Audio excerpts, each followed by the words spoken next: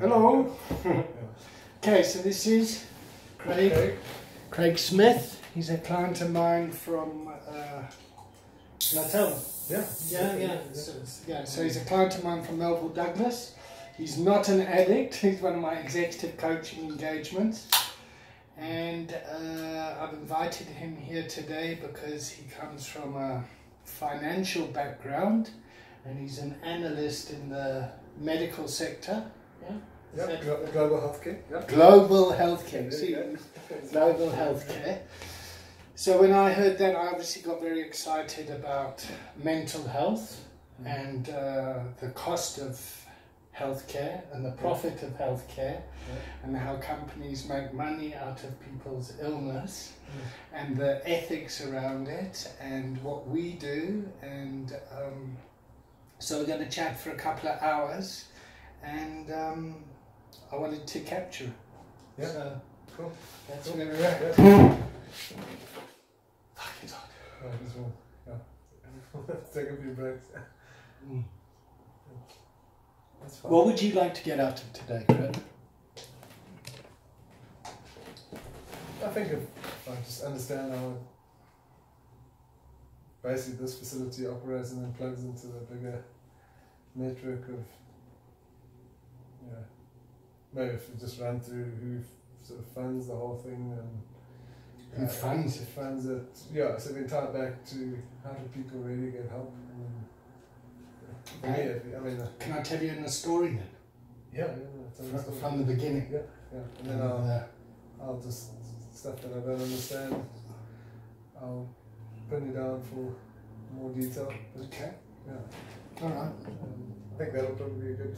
And as we go along, if there's some extras, I'll stop you. So I always draw. Yeah. That works for me. So, and I'm going to start with our logo. Yeah. Because what our logo does is three things. Yeah. Education. Yeah. Integration, and professionalism. Yeah. When you say logo, is that the foundation? That's the foundation logo. Yeah. Okay. And what we do at the foundation here is we train people, we empower people, and we treat people. Okay, which sits in a U Act, which is a Section 18A trust. Yeah. Okay. That's was started by me. It was funded by JP Morgan. They gave me 100,000 Rand from their CSI budget. Yeah. And they said, David, we hear you do a lot of good things down the road there. Here's 100,000 Rand, but you need to set it up like this. Okay. So with that 100,000 Rand, 70,000 Rand went to KPMG to set up the trust. Yeah. So what is UACT? It's the Ubuntu Addiction Community Trust. Okay. Is that the name of the trust? That's the name of this trust that we have set up now. Okay. And the mandate of the trust is to train people. I mean, you say train, it's not necessarily patients, it's people that want to work with addiction. Right? Yeah. Or people who want to work with learn recovery coaching. Okay. So the story goes like this. I arrived in Joburg 21 years ago with 1.30 Rand in my pocket. I started washing dishes at the Drum Cafe in Greenside. From there, I sent out my CV and I eventually got a job at Fleming Martin. And I was so grateful with my salary. My first paycheck, I paid for someone to go to rehab. So part of my own personal journey is being very grateful for my recovery. So it's always been a vocation. It's always been something that I love doing. Okay. I then opened up a halfway house in '98 in Sandringham. We rented a property. And the people that came to the halfway house were people that had finished treatment and needed to be held in a safe space. So just explain what a halfway house Okay. Like versus here. Here's not half. No, so treatment goes detox, yeah, you get the body physically right. Yeah. Then you do primary care, which is where you start to orientate the person around their diagnosis. Yeah. And then people would move on to secondary care, then tertiary care, and then halfway house. Okay. So halfway house is like safe living. Okay. Yeah? So you're living in an environment where there are other people that have the same kind of condition as you. That makes sense? Yeah. Yeah? Where do you go from a halfway house? Hopefully you get your own house and you can look after yourself. Yeah. And you plug back in As if nothing happened. Yeah. Okay. Probably sometime before you ended up in step 1. So I mean, recovery is a process and it's a journey. Yeah. That needs to be continually maintained. Yeah. So people's mental health needs to be maintained, just like the body needs to be maintained by going to the gym. Yeah, which people don't really understand or appreciate. They just think, stop the drugs, you'll be fine. Yeah. Just stop. Well, you're depressed. Well, pull yourself together. Yeah. Get over it. I didn't appreciate there were so many steps in from primary, secondary, tertiary, and then halfway house. Well, and this is what the big debate is.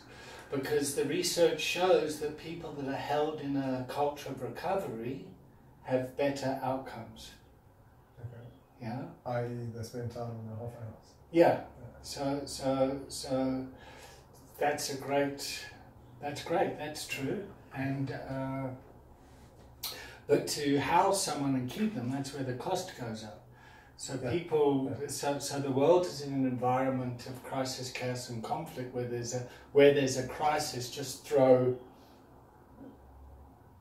put the fire out. Yeah. Treat the symptom. Treat the symptom, and not look at the long-term solution. Yeah. Is this a global? So when you this is global problem. This is. I'm saying the patterns we're talking about is obviously. So our psychology and treatment psychology is very influenced by the West, America. Okay. Yeah. So our drug law policies were based on the US, and the treatment policies are based on that similar environment culture. Okay. And that's a whole other story that we can go into. But I started with the halfway house, and then I got this property to open up a secondary care facility. So what that is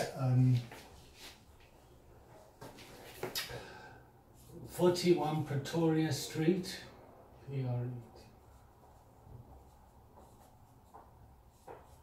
So I bought this house in a CC.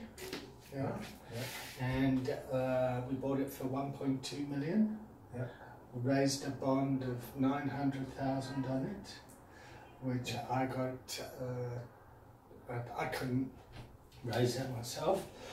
We got a doctor in Cape Town to sign surety. He was meant to send us patients. That didn't happen. But we ran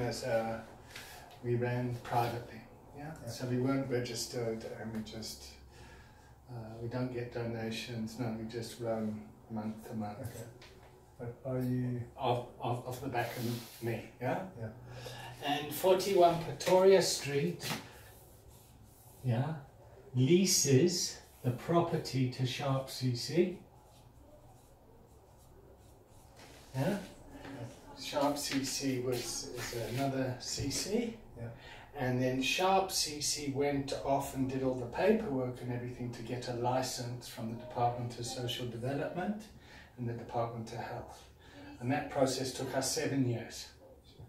7 years to get consent. You have to get the ground zoned, you have to get, and it's a real kind of developing market that people don't really understand. They didn't know what to do.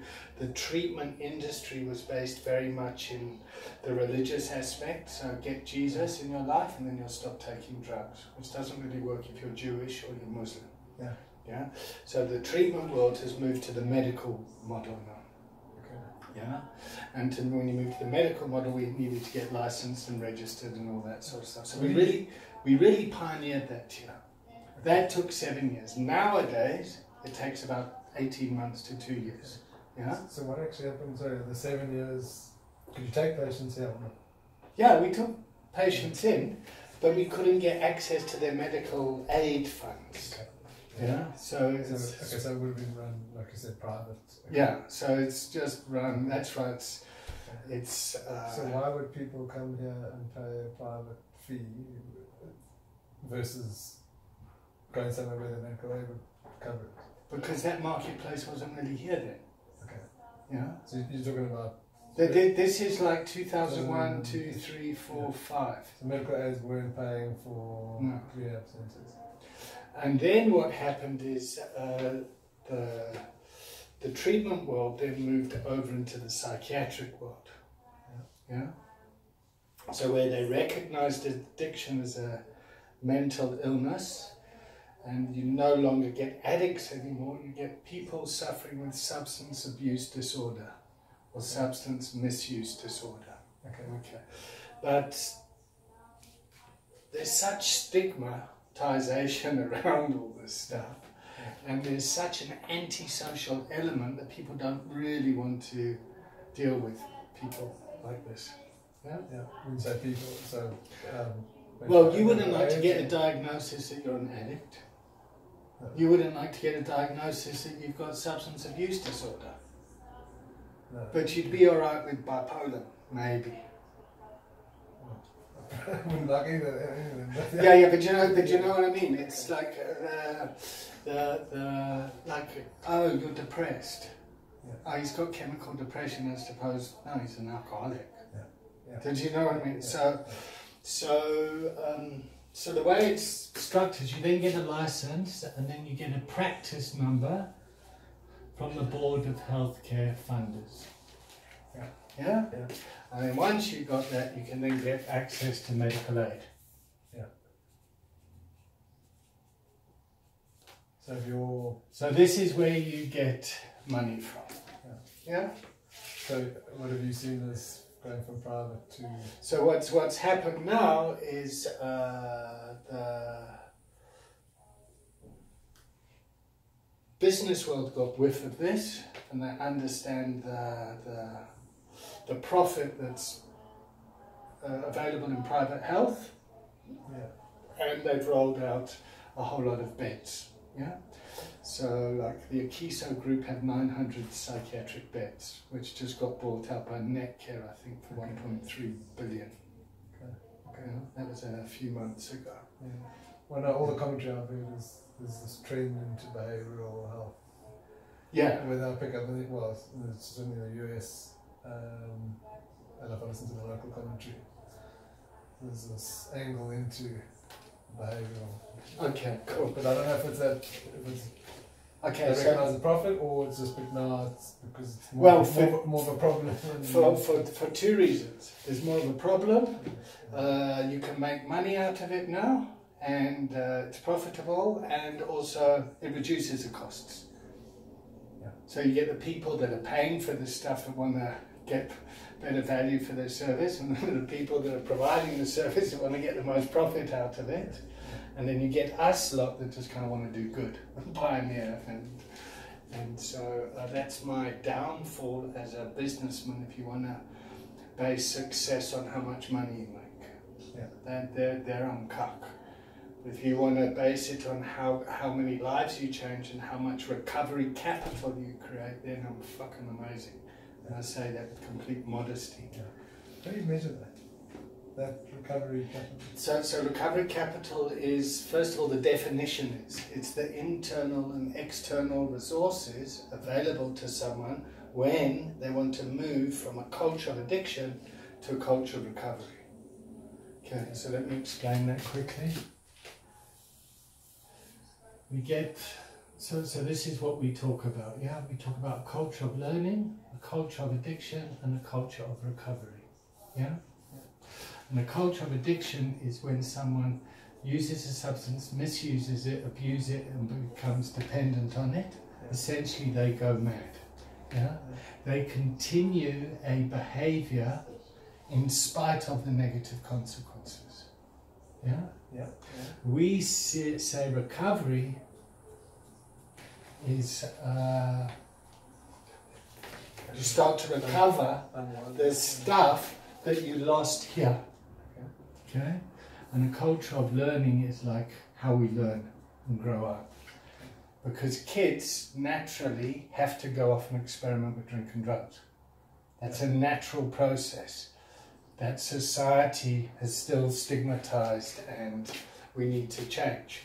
Okay? And we need to change the whole world, because the whole world has been in the culture of addiction and has been punitive in its approach, and the war on drugs has failed, and we make much more money out of treatment and training, and we save money than when we do with prevention. So in addiction treatment, cure is better than prevention. Say that again? Addiction treatment, cure is better than prevention. So for each $4 you spend here, you save $7 here. But don't you? So that comes from the Surgeon General's report on addiction, which was released last year, I think November 16th. The crisis in American addiction and all that. So we're saying that the spend on prevention is more than treatment. More than $4. So for each $4 you spend on training people and treating people and empowering people, you save $7 on the war on drugs, enforcing those laws, the impact that it has on societies and people. It's quite a mindfuck. Yeah, but surely, to me, that doesn't, the prevention side, if you emphasize the prevention side, well, I'm not clear on how you emphasize the prevention side, because how do you know he's going to get addicted and who isn't, and that kind of stuff? Well, I mean, I'm just trying to think of like a discovery model now, or just normal, healthy people, if they can. Their model is to be... Their model is to motivate people to keep themselves healthy, so they don't have to fork out on the costs of treatment. It's quite similar to that, actually. But it seems like, so I haven't seen the numbers for the prevention side there. I'd imagine there's a reason they're trying to do it is because they spend some on prevention and we're saying a lot on treatment, right? But now we're talking about you've gone from the prevention side over into the addiction side. So now you're on the recovery side. So let's just. I guess what I'm saying, if you never ventured into the addiction side, surely the same way. If you didn't have people going into the. Okay, so let's talk about addiction. What is addiction? Yeah, I mean there's probably a broader definition of addiction, isn't there? So we say continued use of a behavior in spite of the negative consequences. So, but we also know that addiction is a personality, it's a thinking, it's a way of being. That people can get addicted to sex, to food, to sugar, to work, to they can. So it's not your. So it's not about the drugs. Okay. However, people get very confused and think it is about the drugs. So what happens in society is the addictive personality is quite antisocial at times. And behaves in a way that upsets society, and then society's come up with all these ways to try and control those people. Yeah? Does that make sense? And when those people are kind of controlled and all this sort of stuff, and you take the drugs away, they're still there with their personalities. That makes sense? Yeah? So, for example, me, I'm a very addictive personality. When I get passionate about something, I get passionate about it. Yeah? And then, so, like, I'm really passionate about this stuff. And it's holidays, and I'm working because I love it. So and my family's getting neglected. Do you see what I mean? And the family might be in a situation like, oh God, David's got a problem. When he stops taking drugs, he'll be all right. David stops taking drugs.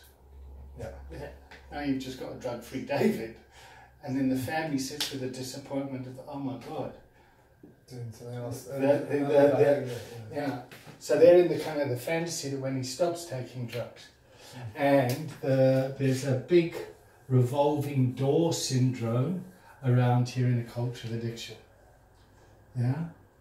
And revolving door just means it kind of each year the medical aid gets refilled, and then let me go in again for an admission. So then people get pissed off because they think rehab doesn't work, they think treatment doesn't work, they see it as a money-making racket, and... And where's the... Okay, we might get to it, but I'll just put out there... So we're focusing on a culture of recovery, So if we go back to the money and the original $100,000 that I was given, at that 100,000 rand, at the time treatment was 20,000 rand for someone. So I thought I could get 5 people in treatment, They go out, and at the best, say we get 60% success rate, we've lost 40,000.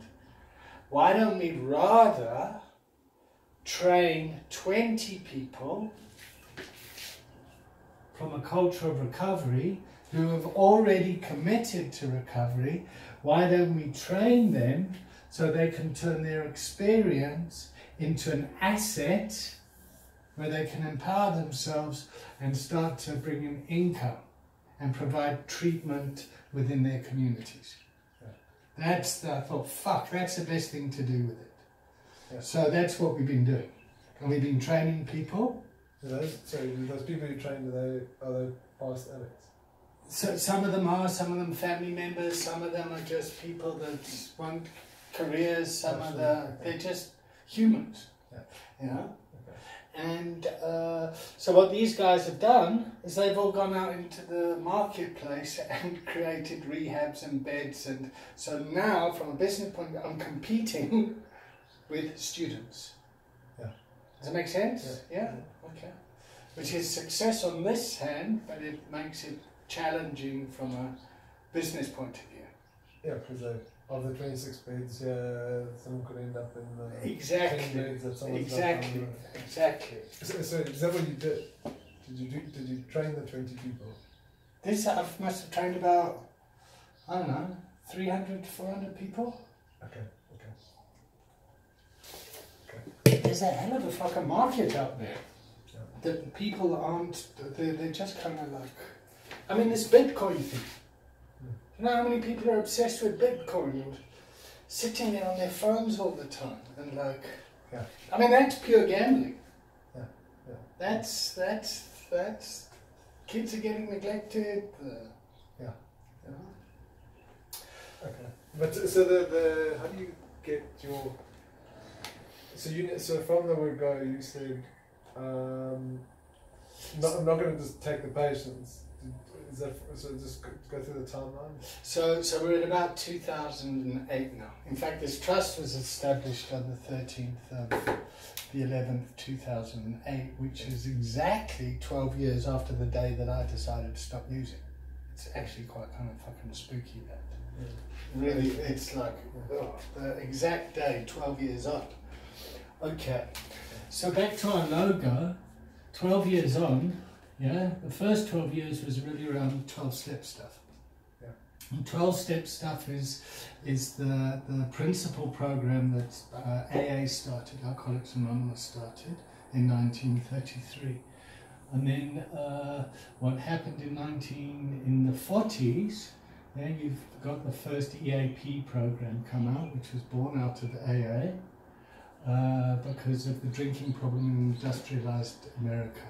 Yeah, so then they started thinking, oh fuck, mental health in the workplace and that. So that's when EAP's programs first started. So like the ICASs and the Careways and these providers were born out of 12-step fellowship.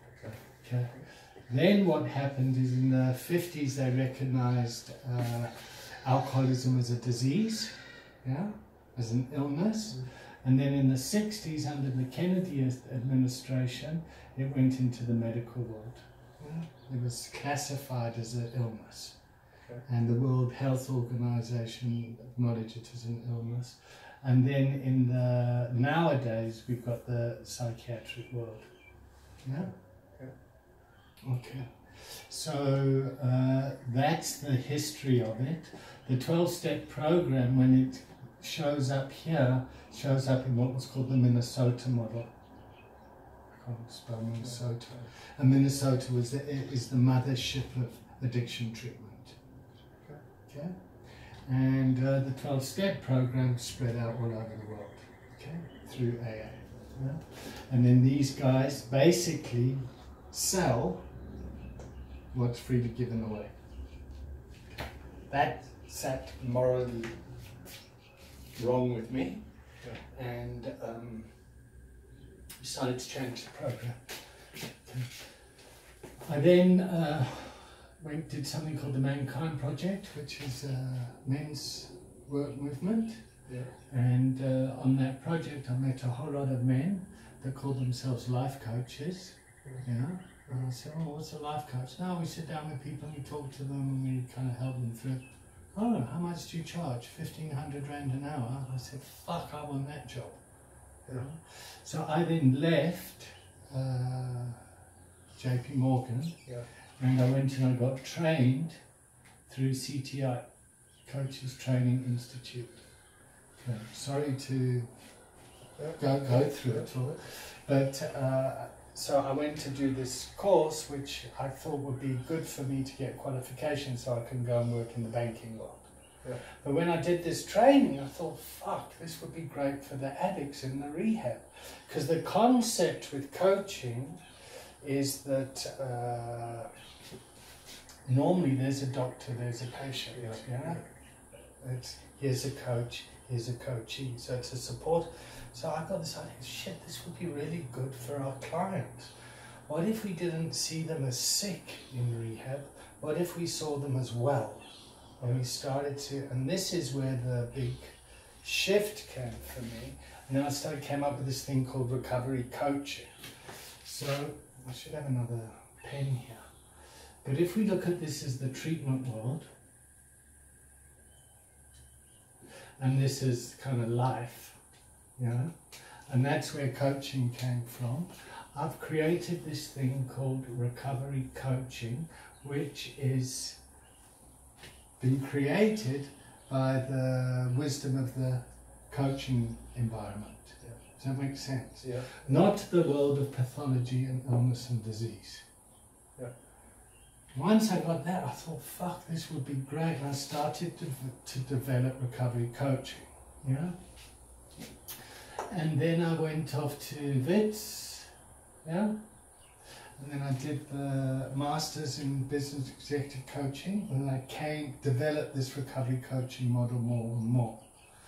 So now I've created a school, where people can get registered, can become, so they can, it's SACRA accredited, SACRA accredited, you can become a registered professional recovery coach. Okay. So there's a whole, it's ISO 17024 compliant, It's SACRA accredited. It's a modularized, packaged teaching that is distributed on a global platform that really is good. So if you're one of those PRCs, is that to be what the 300 people that you've trained? So this is what I'm trying to do, yeah? Okay, so the aim here is now to train 1,000 coaches at $1,000 a coach.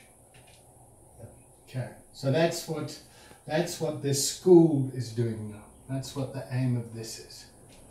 Okay, so for $1,000 you can become a registered professional recovery coach and behave in a professional manner and go out into the workplace. Yeah? To address culture of addiction and create culture of recovery. Yeah, because every environment needs this stuff. Okay? So there's a big revenue source there. Yeah. So if you didn't have a PRC, a professional registered coach, what else did you have?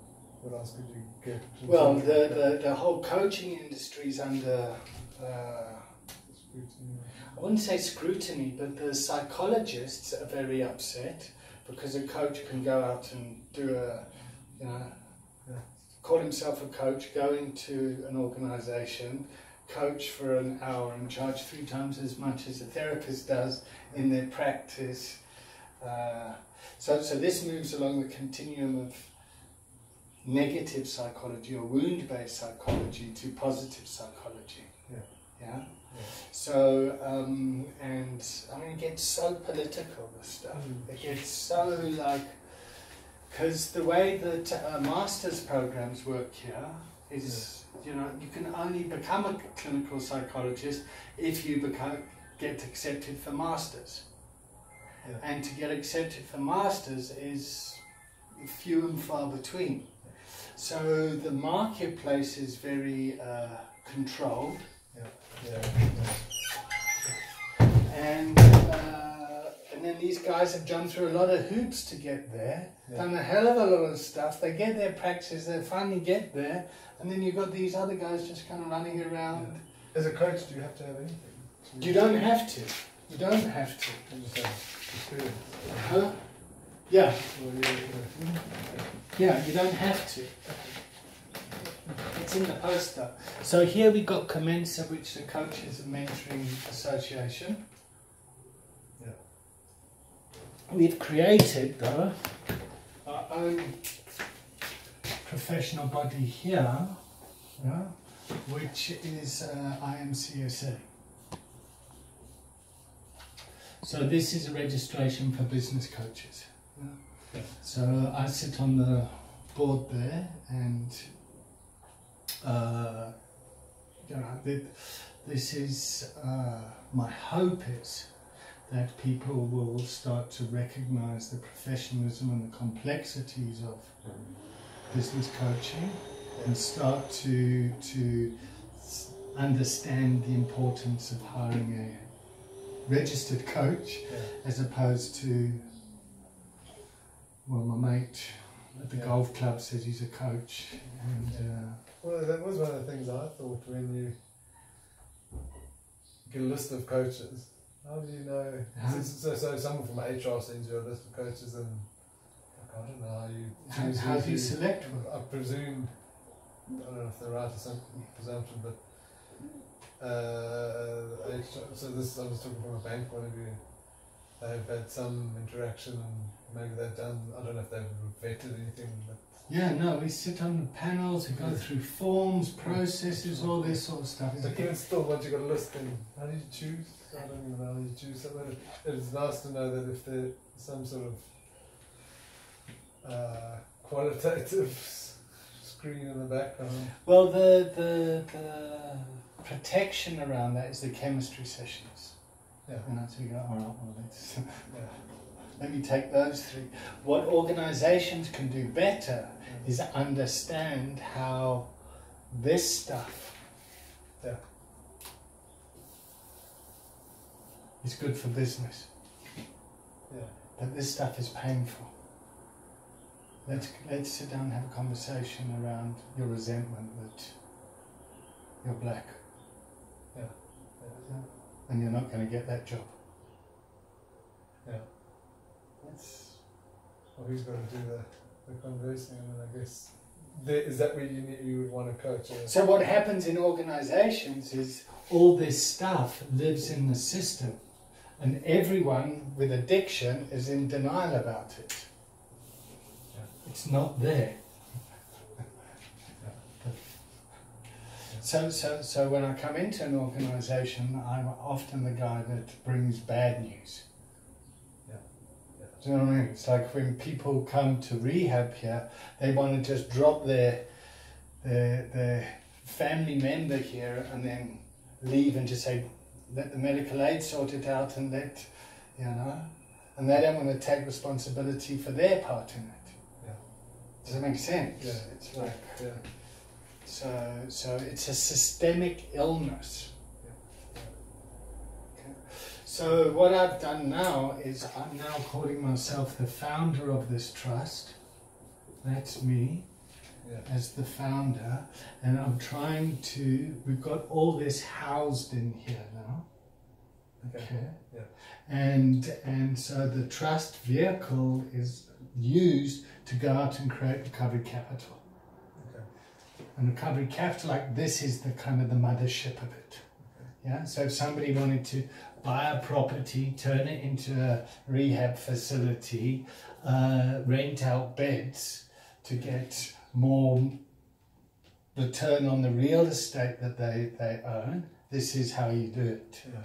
Yeah? So Sharp is still there to get the license? No, well, it's to change the Sharp became the foundation clinic. Yeah? So here we have TFC. Yeah? And we've got the Ubuntu Academy of Coaching and Training. Yeah? And empowering is what I guess we need to partner up with people. So, I mean, I've kind of partnered up with you on this. It's like my job is to have a coaching engagement with you that empowers you to take personal responsibility for your life, and does that's and it's that attitude that we're taking to the so-called sick. Yeah. Like, you're not sick. Yeah. So let's coach you. But having the conversations is certainly helpful. Yeah. Yeah. And you're coming up with a solution to your problems. Yeah. If you were snorting cocaine, I would still engage in the same way with you. Yeah. And that's where the big mind shift is. Yeah. That I want to get a Nobel Peace Prize for. You know, that's like kind of like the delusion in my mind. Yeah. Okay. Sure. Not a lot of logistics around getting to. Yeah. It's complex, huh? Especially Or is it just me? No, I mean, is it just healthcare? I don't know. Okay, so healthcare. Let's talk about mental health. Let's talk about wellness in the workplace. Let's talk, because all of it comes from this stuff.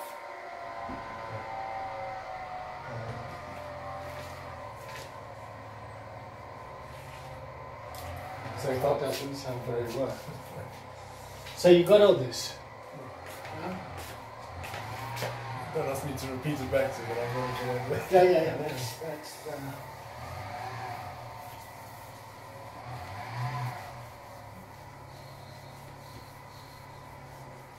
Yeah, there's a lot to go through to get it to be viable. I mean, I understand the position you're trying to come from, but which is your angle on it. But what do you mean? your angle in terms of an empowerment component, your Train, empower, treat. yeah, your differentiator. Is that if I spoke to someone else, when is anybody else trying to do recovery coaching? Well, they may have a different sort of differentiator, but what I'm saying is there's a lot to just take this property, the licensing. Yeah, there's a hell of a lot to it. Yeah. Rather than just going, oh, okay, well, how can we get a few patients in? Okay, there's a bit of money to be made. There's someone pays for it, and then. So the way treatment works now is, again, if we take our logo, yeah,